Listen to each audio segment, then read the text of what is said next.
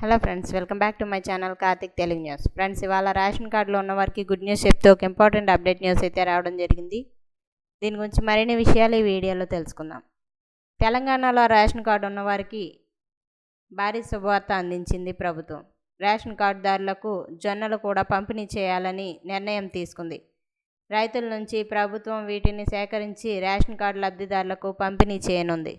మార్క్ఫెడ్ ద్వారా రైతుల నుంచి జొన్నలను ప్రభుత్వం కొనుగోలు చేయనుంది. అనంతరం రేషన్ దుకాణాల ద్వారా ప్రజలకు కూడా అందించనున్నారు. రైతుల నుంచి తీసుకున్న జొన్నలను బహిరంగ వేలం వేస్తే మధ్యవర్తులు లాభపడతారు. అదే దీన్ని రేషన్ కార్డుదారులకు అందించడం వలన పేద ప్రజలకు ప్రయోజనం జరగడమే కాకుండా వారి ఆకలి తీర్చడంలో ముఖ్య పాత్ర పోషిస్తుందని ప్రభుత్వం చెబుతోంది.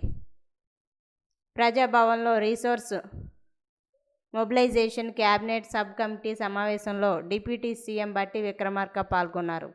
ఈ సందర్భంగా రేషన్ కార్డుదారులకు జొన్నలు పంపిణీ చేసే విషయంపై కీలక ప్రకటన చేశారు. అలాగే జొన్నలు పంపిణీ చేయడం వల్ల పేదల ఆకలి తీరడంతో పాటు ఆరోగ్యంగా ఉంటారని అన్నారు. సామాన్యుడి సంక్షేమం కోసమే తమ ప్రభుత్వం పనిచేస్తోందని తెలిపారు.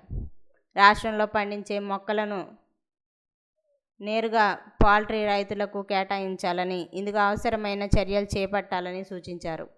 ఇక ఎస్సీ, ఎస్టీ, మైనారిటీల గురుకులాల్లో విద్యార్థులకు పౌష్టికాహారం అందించేందుకు జొన్నలు మొక్కలు వినియోగించాలని అధికారులకు బట్టి విక్రమార్క సూచించారు. అలాగే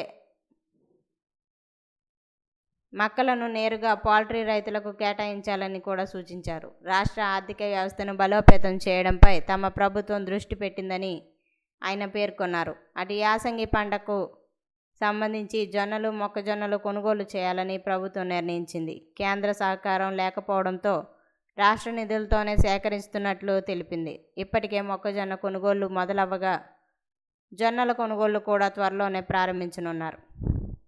సో ఫ్రెండ్స్, ఇది అప్డేట్ న్యూస్. మరిన్ని అప్డేట్స్ కోసం ఛానల్ సబ్స్క్రైబ్ చేసుకోండి ఫ్రెండ్స్. అలాగే పక్కన ఉన్న బెల్ ఐకాన్ క్లిక్ చేసి వీలైతే ఛానల్కు లైక్ అయితే చేయండి. Thank you friends. Thanks for watching this video.